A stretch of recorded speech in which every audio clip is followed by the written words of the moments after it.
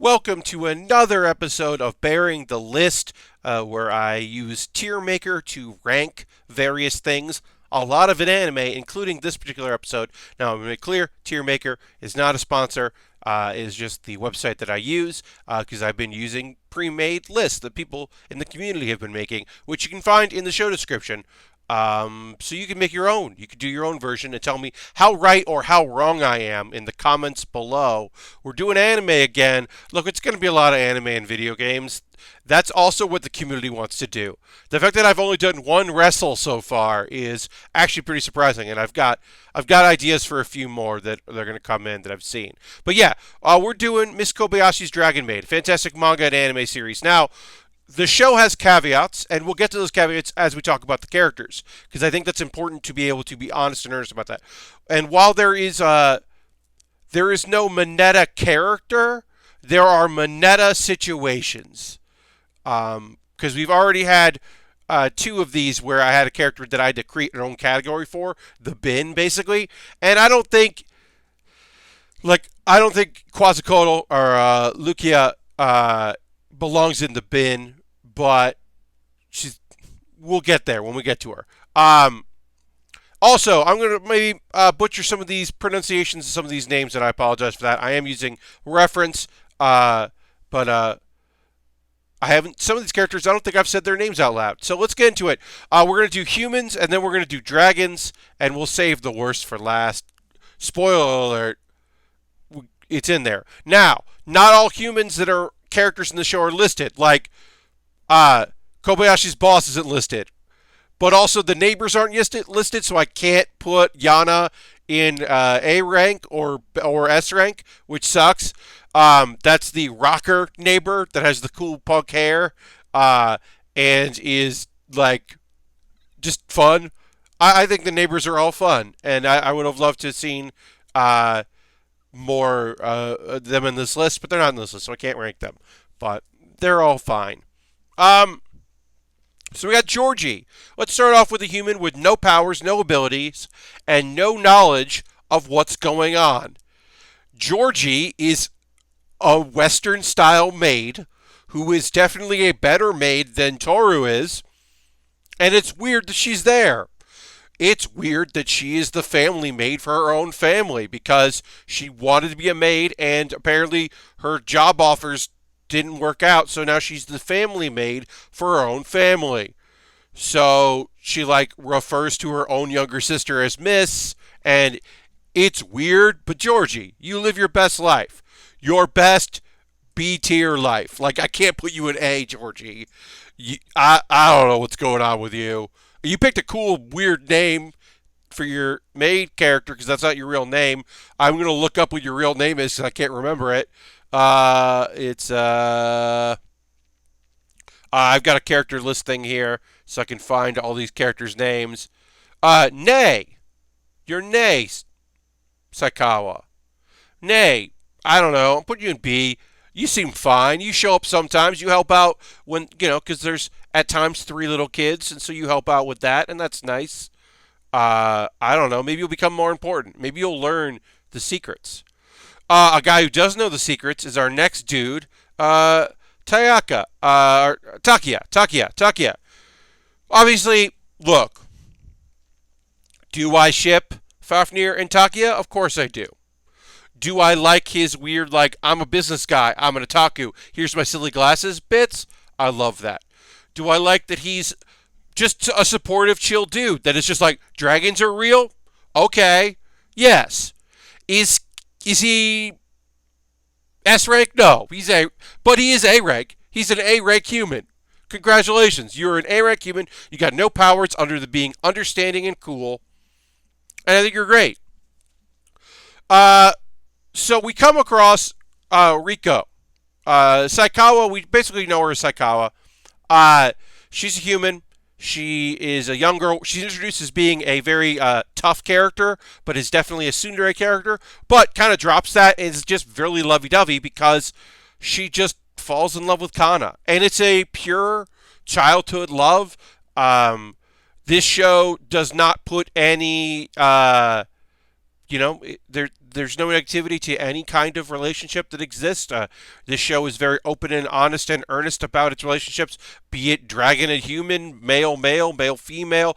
We don't really know how these characters might be their actual genders as far as the dragons go, um, and how they lean, but we know how they present themselves as humans. Uh, and that's cool. There's some real cool shit about this show.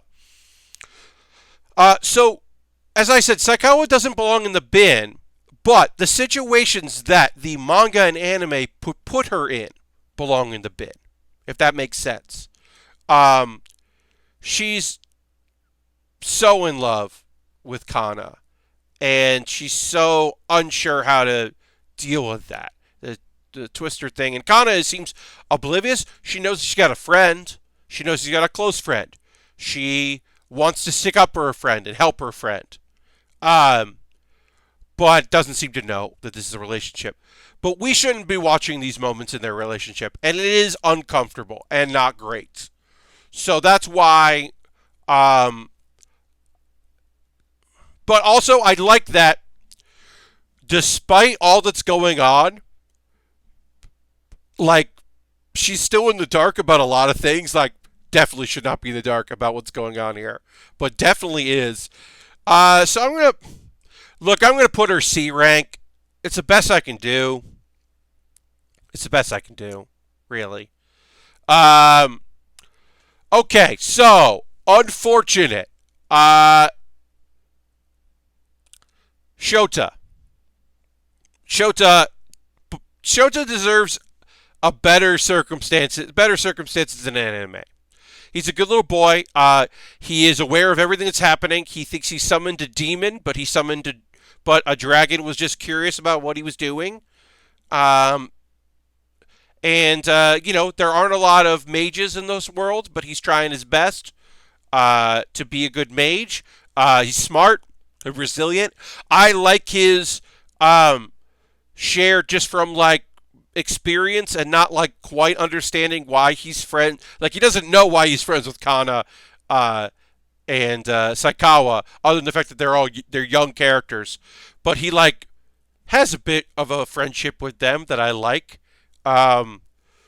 He's in over his head. He's in a very uncomfortable position, a bad position to be in, what with a luscious nightmare of a guardian familiar dragon. There's some of his jokes about breast size not cool. Yes. But like, I don't know. I feel for the guy. We'll put you in B. You can go over here in B. You're trying to do the right thing. You're trying to like protect your family and be a good boy. And you are in a weird, awkward situation. Miss Kobayashi. Is Miss Kobayashi? Miss Kobayashi is cannot be S tier because it is necessary for the story for her to be distant. She is aware of what's happening. I don't mind her drunken side, her I've been drinking and I'm being honest side. She's going to go an A. But she is dealing with a lot. It's weird that we don't know her first name. We know Kobayashi's her last name. We don't know her first name. And that's weird. That's a weird thing. Her budding relationship with Toru isn't about Toru being a dragon, which I can appreciate, or even living longer than her, or being somewhat of a nightmare of a character. Her issues with Toru is that she doesn't believe she deserves it. It's her own faults. It's her somewhat not having a drive. She takes to motherhood or older sisterhood of Kana far better than she takes to being in a relationship. And one could argue that the reasons that Toru love Miss Kobayashi certainly aren't necessarily on the up and up and may not be fully genuine and may not be fully like reciprocated, certainly, but they grow. And the biggest stumbling block is Kobayashi's own, like, kind of coldness to the possibility that she deserves it. Which is a lot for a ridiculous, weird comedy show about a dragon who becomes a lady's maid. So it's a lot. But I'm going to put her in A rank. And this got thoughtful in a way I didn't think it would be. We'll get silly again because we'll talk about Elma. Characters who love to eat, characters who are the antagonists but not really. Like, we've seen it all before. We've done it all before. I think Elma is a good girl, but, like, she's nothing more than a B rank. There's no way I can put her any higher than B. I think that her being an antagonist is dropped too soon. Way too soon. And I would have liked to seen it played out a little bit more. Maybe more playful, but played out more. And basically, she's just part of the team, and, like, Toru is a little resentful of her, but whatever. And Elma also just doesn't feel necessary in the show. She feels like the one that if she's not in season 2, I'm not going to be sad about it. Sorry. Fafnir. Fafnir, 1, looks rad as hell.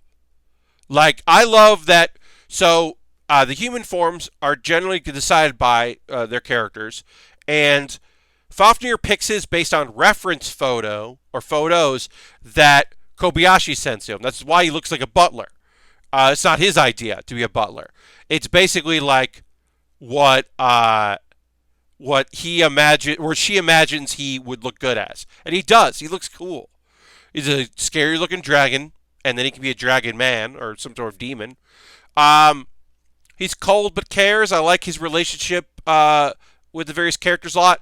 I like that I don't know why he likes Toru. He does. I mean, Toru, is a chaos dragon, doesn't have a lot of people he's close with. It might be because he's a shut-in that he tolerates her, but, like, he cares. He shows up and he cares a lot.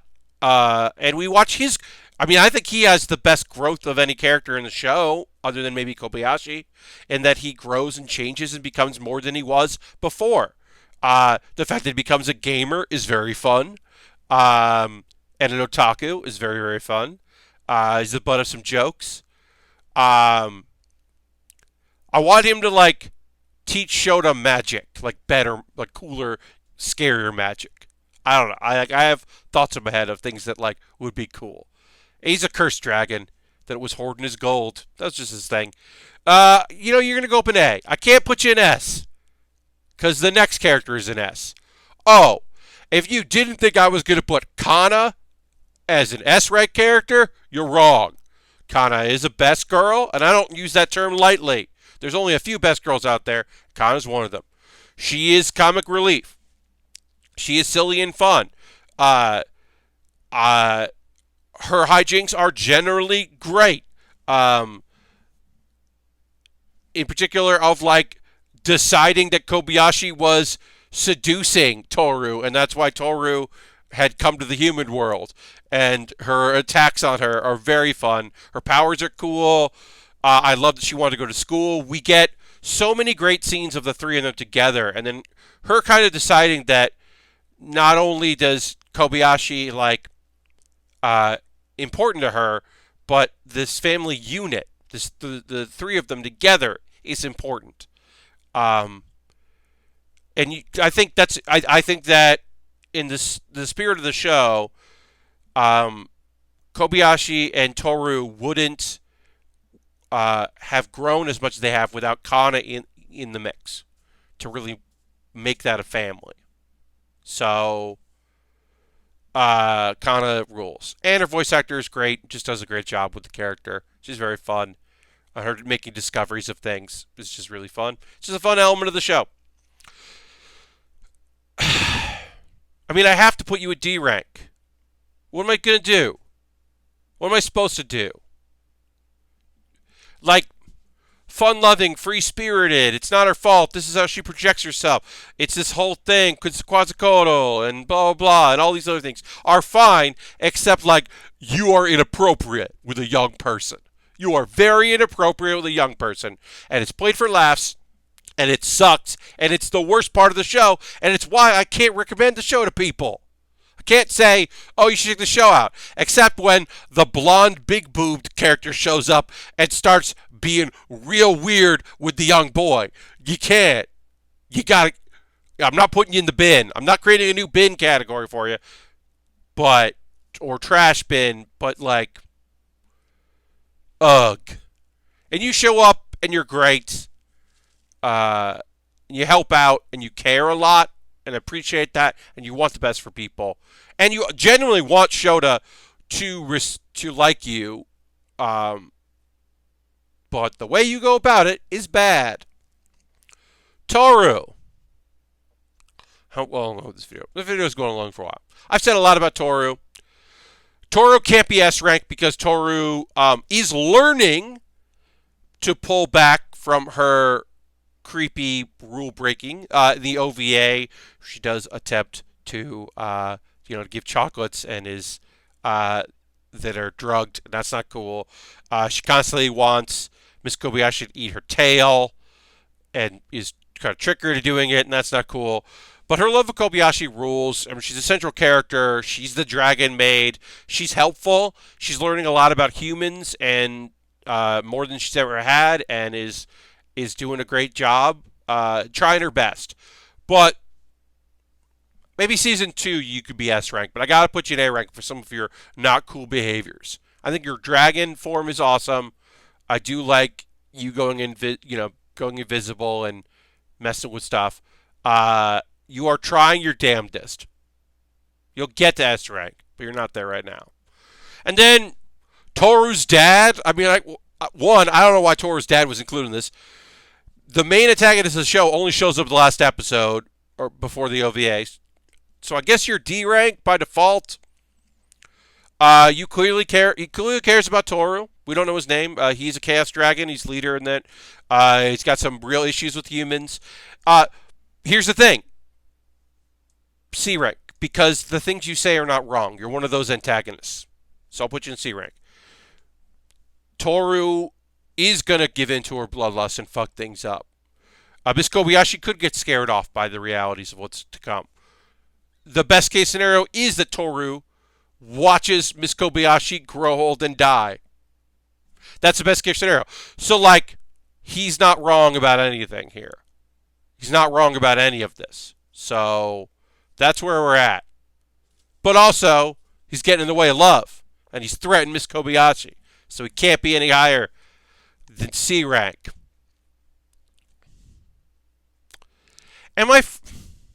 Yeah. Okay. You know what, Sakawa? You're B rank. I'm moving you up. Look, I can't say that you're worse than Elma. You can't be worse than Elma. It's the show that is doing this to you. It's not you. So I'll put you in B rank. This feels better. This feels right. I am surprised that I've made Dragon Dad C rank, but there you go. He's just like one of those antagonists that you're like, it's the way your message is being presented I disagree with, not your message. You know? And Yana would be B tier. Yana's pretty great. I forgot the other names of the other and the elementary school teacher, I guess you could add. I don't know. I'm not ranking Bandit Girl. I don't know what happened to her. She helped out a lot by being nice to Toru, I guess. Anyway, that's it. I hope there's a season 2. There was one announced, but as we know, the Kyoto animation team suffered a huge loss of life in 2019 due to the fires, and this project could be postponed indefinitely because of that. And so, we don't know.